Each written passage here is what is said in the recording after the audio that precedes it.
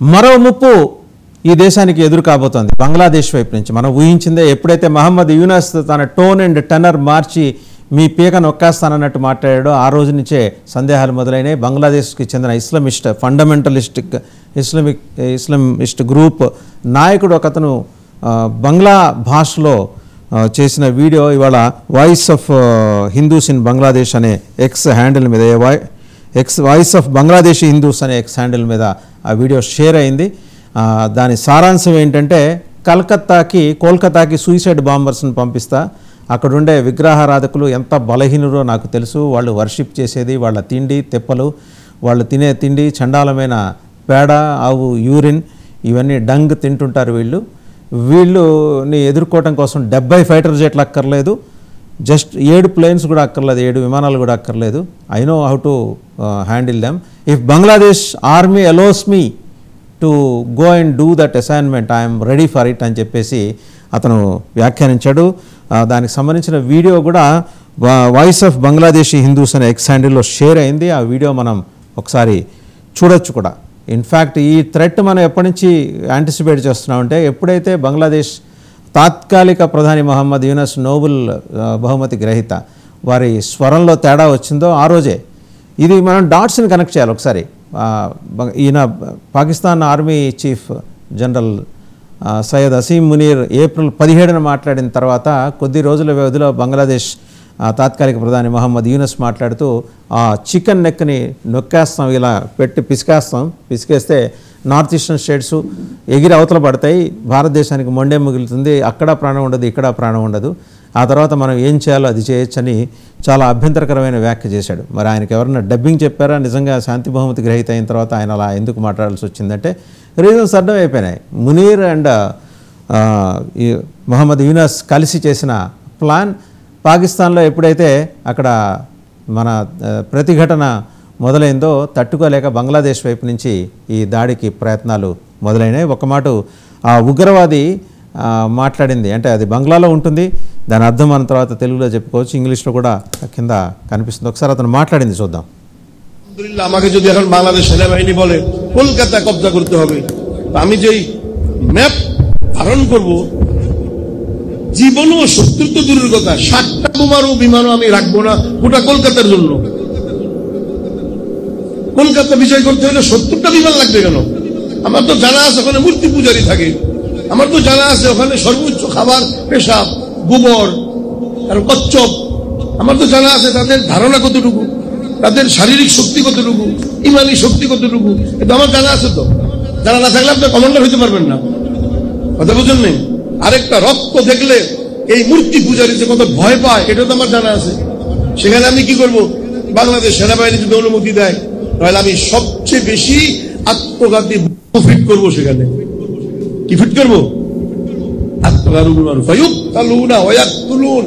আগে মরে যাও পরে মারো। জীবনে শুরু নেই, আজকে প্রথম শুনতেছি মরার পরে মারবো কিভাবে। মারো মরো, আমি মারবো তারপরে আমাকে হিট করবে। আরেকটা কেরাত আছে আরব দেশে যে কেরাতটা পড়ে সেটা হলো ফায়ুক্তালুনা ওয়ায়াক্তুলুন, আগে মরে যাও তারপরে মারো। এই সিস্টেমটা তালেবানরা অবলম্বন করে 2 সুপার পাওয়ারকে সাইজ করে দিয়েছে। আল্লাহু আকবার। তারা হুন্ডা ব্যবহার করতো, হুন্ডা ফুল জ্যাকেট চাইতেছে ক্যান্টনমেন্টের দিকে, ক্যান্টনমেন্টের কাছে যায় গুলি খাইতো, এক গুলিতে তার মরে না, হুন্ডাটা ক্যান্টনমেন্টের ওয়ালের সাথে লাগাইয়া দিত, লাগানোর সাথে সাথে আসাদুল ইনফিজার 300 আমেরিকান শেষ, ক্যান্টনমেন্ট শেষ। আগে কে মরছে? হুন্ডাওয়ালা, তারপরে কারে মারছে? సో ఇదండి ఆయన మాట్లాడింది. దాని అర్థం ఏంటంటే అక్కడ ఈ విగ్రహాలు, ప్రాణం లేని విగ్రహాలను ఆరాధించే హిందువులు ఎంత భయస్థులో ఎంత పిరికివాళ్ళో నాకు తెలుసు, వాళ్ళని ఎలా హ్యాండిల్ చేయాలి, వాళ్ళని ఎలా హతమార్చాలో నాకు తెలుసు. దానికి 70 ఫైటర్ జెట్స్ ఎందుకు, 7 విమానాలు కూడా అక్కర్లేదు, జస్ట్ వాళ్ళని భయపెడితే చాలు. వాళ్ళకి రక్తం అంటే విపరీతమైన భయం, వాళ్ళు తినే వాళ్ళ ఆహారపు అలవాట్లు చూస్తేనే వాళ్ళు ఎంత తలకు మాసిన వాళ్ళు, ఆల్మోస్ట్ అదే టెర్మినాలజీ. అంటే ఇంకా దారుణమైన పదజాలం అతను ఉపయోగించాడు.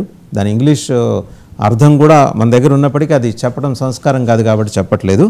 So I know how scared these Hindus get when they see blood. These statue worshippers are terrified of it. So నేను వెళ్తాను, నాతో పాటు సూసైడ్ బాంబర్స్ని తీసుకెళ్తాను, వాళ్ళకి 4 బైకులు ఇస్తా, చాలు మొత్తం కలకత్తా నగరాన్ని అంతా ధ్వంసం చేసి వస్తారు. వీడు చూస్తే మసూద్ అజహరు, తర్వాత ఇంకొకడు హఫీజ్ సయీద్, తర్వాత ఇంకొక 4-5 ఉన్నారు, మొత్తం 5 టెర్రరిస్ట్ గ్రూప్స్ ఉన్నాయి పాకిస్తాన్. వాళ్ళందరినీ ఒక మిక్సీలో వేసి బయట తీస్తే ఇలాగా ఉన్నాడు. అంటే వాళ్ళందరి అగ్రెషను ఈ ఒక్కళ్ళనే ఉంది.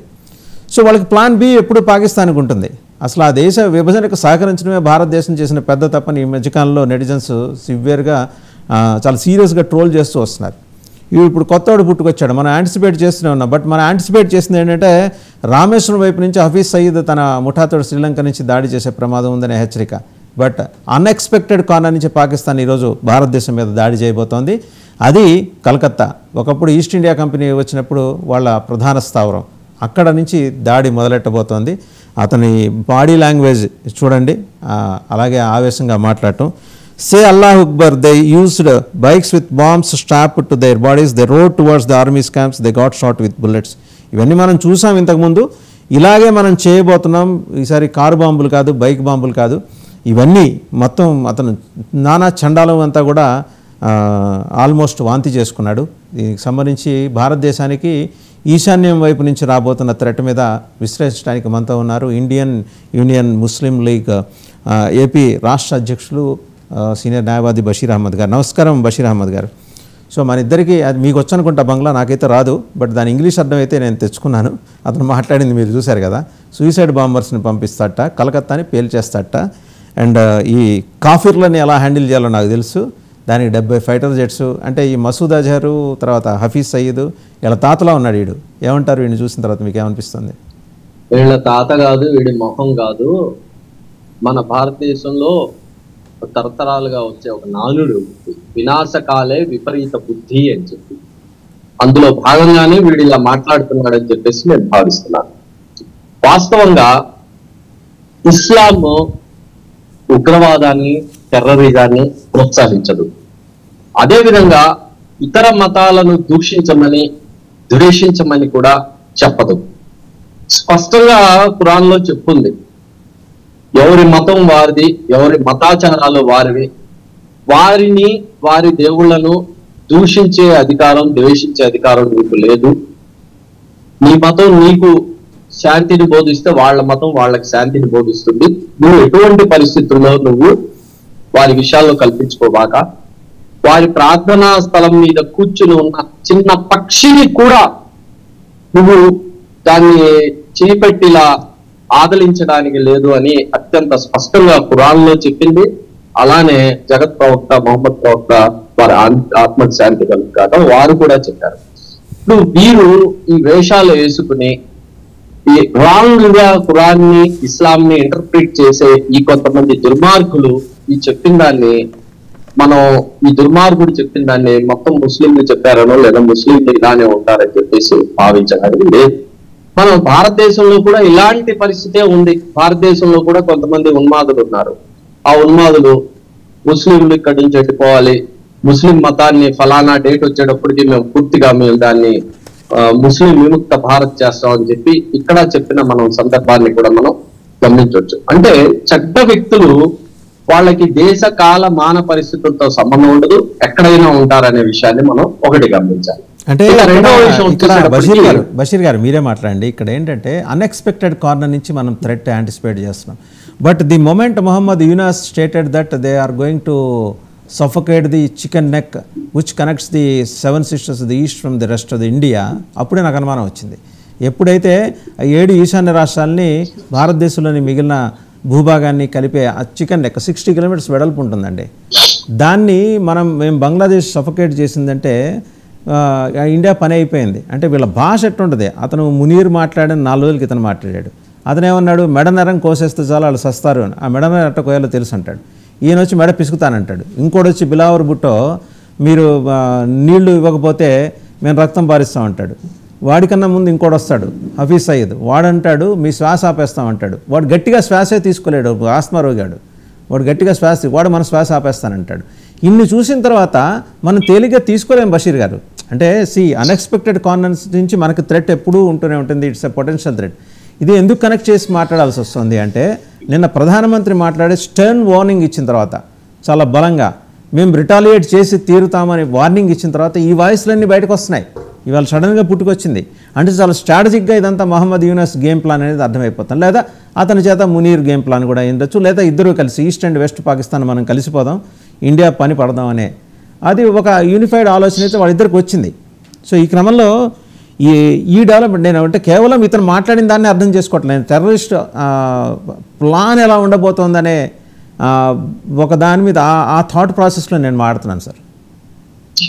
వాస్తవంగా చూసేటట్టయితే కనుక ఇప్పుడే ఈ 2-3 రోజుల క్రితమే పాకిస్తాన్ భారతదేశం చేతిలో ఏ విధంగా చావు దెబ్బలు తిన్నదో యూనుస్ చూశాడు. బంగ్లాదేశ్ కన్నా సైనికంగా శక్తివంతమైన పాకిస్తానే భారతదేశం ముందు నిలవలేని పరిస్థితి ఉన్నప్పుడు ఈ ఉత్తర కుమార ప్రగల్భాలను మనం అంత సీరియస్ గా తీసుకోవాల్సిన అవసరం లేదు. కాకపోతే నేను ఈ సందర్భంగా ఒక విషయాన్ని మీకు గుర్తు చేస్తా. ఇప్పుడు ప్రస్తుతం ఉన్న ఆర్ఎస్ఎస్ బీజేపీకి సంబంధించిన ఈ ప్రభుత్వం విదేశాంగ విధానంలో క్లియర్ గా వైఫల్యం కనపడుతుంది. ఏ విధంగా వైఫల్యం కనపడుతుందంటే, మన దేశం చుట్టూ ఉన్నటువంటి ఇటు బంగ్లాదేశ్, అలానే భూటాన్, పాకిస్తాన్, నేపాల్, శ్రీలంక, వీటన్నిటిని కూడా మనం దూరం చేసుకున్నాం. వాటితో మనం శత్రుత్వాన్ని పెంచుకుంటే ఈ మొత్తం నేను చెప్పిన ఈ దేశాల్లో చైనా వెళ్లి పాగా వేసిన పరిస్థితి మనకు స్పష్టంగా కనపడుతుంది. అంటే ఇది విదేశాంగ విధానానికి సంబంధించి ఇది ఒక తీవ్రమైన వైఫల్యం అని మనం స్పష్టంగా గ్రహించవచ్చు. ఇది ఒక అంశం. ఇంకా రెండవ అంశం వచ్చేసి, బంగ్లాదేశ్ లో అక్కడ ప్రభుత్వం అస్థిరపడడానికి, అక్కడ ఉన్న ప్రభుత్వం పడిపోవడానికి మెయిన్ కారణం అమెరికా అని చెప్పేసి కూడా ఆరోపణలు వచ్చాయి. ఈ రోజు యూనుస్ ఈ విధంగా మాట్లాడుతున్నాడంటే వీళ్ళు కనుక మరి అమెరికా హస్తం ఉందా, లేదా చైనా హస్తం ఉందా, లేదా పాకిస్తాన్ హస్తం ఉందా అనే విషయాన్ని కూడా మనం గమనించాల్సి ఉంటుంది. అంటే పాకిస్తాన్ హ్యాండ్ డైరెక్ట్ గా ఉంటుందండి, పరోక్షంగా చైనా ఉంటుంది, అందులో అనుమానం లేదు. పాకిస్తాన్ హ్యాండ్ అమెరికా హస్తం కూడా ఉండొచ్చు, మనం రూల్ అవుట్ చేయలేం. ఆ పాసిబిలిటీని కూడా మనం రూల్ అవుట్ చేయలేం. ఎందుకంటే దక్షిణ ఆసియాలో దేశాలు ప్రశాంతంగా ఉంటే వాడు తుపాకులు అమ్ముకోవడానికి అవకాశం ఉండదు. అది సో ఈరోజు బంగ్లాదేశ్ మంచి ఆర్థిక అభివృద్ధి సాధించిందంటే దానికి కారణం భారతదేశ ప్రభుత్వం. ఆ విషయాన్ని గ్రహించిన హసీనా కూడా ఆమె ప్రభుత్వం పడిపోగానే భారతదేశానికి వచ్చి భారతదేశంలోనే శరణార్థి వచ్చిన విషయాన్ని కూడా మనం గమనిస్తున్నాం. ఈ ఆర్థికంగా బంగ్లాదేశ్ అభివృద్ధి చెందుతున్న దాన్ని ఈ తట్టుకోలేని చైనా, అమెరికా, ఈ పాకిస్తాన్లు 3 కలిసి ఉమ్మడిగా కుట్ర చేసి అక్కడ ప్రభుత్వాన్ని అస్థిరపరచడం, అక్కడ కొంతమంది ఈ స్టూడెంట్స్ రూపేణ కొంతమందిని ప్రోత్సహించి ప్రభుత్వాన్ని పడేయడం, కీలుబొమ్మని యూనిస్ ని తీసుకొచ్చి అక్కడ కూర్చోబెట్టడం మనం కనుక చూసేటట్టయితే కనుక ఇది అస్థిర ప్రభుత్వం ఉంది. అలానే అక్కడ ఉన్న ప్రభుత్వం ప్రస్తుతం అక్కడ ఉన్న ప్రజల యొక్క ఆకాంక్షల్ని తీర్చలేని పరిస్థితుల్లో ఈయన యూనిస్ గారు ఉన్నారు. మరి ఇలాంటి సందర్భంలో ఏం చేయాలి? ప్రజల్లో భావోద్వేగాల్ని రేపెట్టించడం కోసం గాను ఈ పాకిస్తాన్ ఏ విధంగా ఇండియా మీద విషం చిమ్ముతూ ఉంటుందో అదే విధంగా ఈ రోజు బంగ్లాదేశ్ కూడా విషం చిమ్ముతున్న విషయాన్ని మనం గమనించవచ్చు. ఇప్పుడు నెక్ ని 60 అడుగుల 60 కిలోమీటర్ల 60 కిలోమీటర్స్ 60 కిలోమీటర్ల వెడల్పు ఉంది. దాన్ని ఏదో మేము తొక్కేస్తాం అని అనుకునేటట్టయితే కనుక మొత్తం బంగ్లాదేశ్ ఎన్ని కిలోమీటర్ల వెడల్పు ఉందండి? బంగ్లాదేశ్ మన మీద ఎన్ని విధాలుగా ఆధారపడి ఉంది? వాటర్ కోసం మన మీదనే ఆధారపడి ఉంది, టెక్నాలజీ కోసం మన మీదనే ఆధారపడి ఉంది. వాళ్ళకి సంబంధించిన ఈ జూట్ మిల్స్, ఇదంతా కూడా వాళ్ళ ఎక్స్పోర్ట్స్ కూడా మన మీదనే ఆధారపడి. సో ఇవన్నీ మనం గమనించాలి. సార్ వెస్ట్ పాకిస్తాన్ లో గ్వాదర్ పోర్ట్ ఓపెన్ అయిపోతే అంటే for commercial operations China will handle all these things. Sri Lanka అలాగే ఇప్పుడు బంగ్లాదేశ్ ఇవన్నీ కలిపి పాకిస్తాన్ ట్రేడ్ అంతా అక్కడి నుంచి నడుస్తుంది. వాళ్ళ ఆలోచన కూడా అది కదా ఇప్పుడు మహమ్మద్ యూనస్ ఇంకో మాట కూడా అన్నాడు, మేము ఇది నొక్కేస్తే అటు బంగ్లా తీరం మీద, బే ఆఫ్ బెంగాల్ తీరం మీద మా ఆధిపత్యం పెరిగిపోతుంది అండ్ భారతదేశం సఫకేట్ అయిపోతుంది, పైకి వెళ్ళలేదని చెప్పి ఆయన చాలా బాగా చదువుకున్నాడు కదా, బాగా బ్రహ్మాండంగా చదువుకున్నాడు. పైగా అన్నింటికి మించి శాంతి బహుమతి గ్రహీత ఆయన. సో అందువల్ల ఇలా అశాంతి రేపే ప్రయత్నాలకు సంబంధించిన ఫార్ములాలు బోల్డని ఉండుంటాయి ఆయన దగ్గర. ఇప్పుడు ఆయన ఎంత చదువుకున్నా ఏం చదువుకున్నా సరే చైనా పాకిస్తాన్ చేతుల్లో ఆయన కీలుబొమ్మ, అమెరికా చేతుల్లో ఆయన కీలుబొమ్మ. వాళ్ళు చెప్పినట్టే ఆడాల్సిందే తప్పనిచ్చి ఈయన స్వయంగా ఏ పని చేయగలిగే పరిస్థితి లేదు.